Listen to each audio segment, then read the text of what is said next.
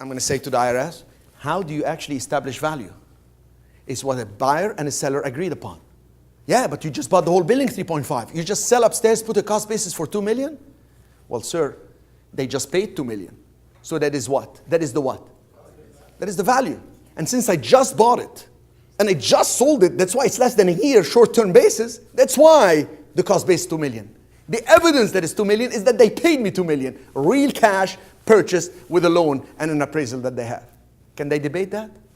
Can't. But you can get me later, Mr. IRS, Mrs. IRS. And the beauty is, the longer you keep these, the value increases, and then what happens later? The kids inherit this at what's called stepped up in basis.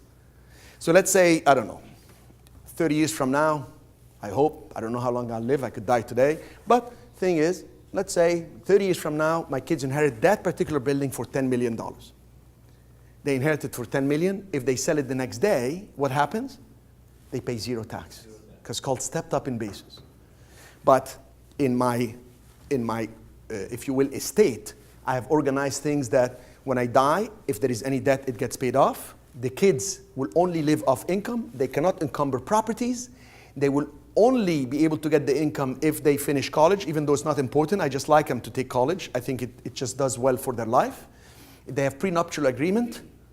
Prenuptial, that gotta happen. The son and the daughter. Postnuptial agreement. The income comes to them, goes after that from them to the grandkids, and for generations after me. Nobody with my last name will ever work as hard as I did. But I enjoyed working.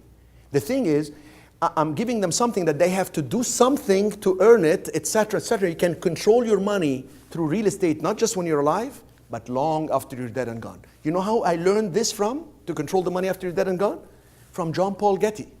John Paul Getty, when he died, not only did he control all his wealth, but even his museum.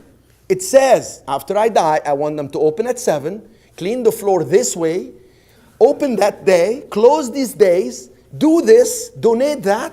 Phenomenal. You look at how big companies work and how very wealthy people get the structures, and you do it. You do it on a small basis, and as you grow, you just compound your wealth, etc.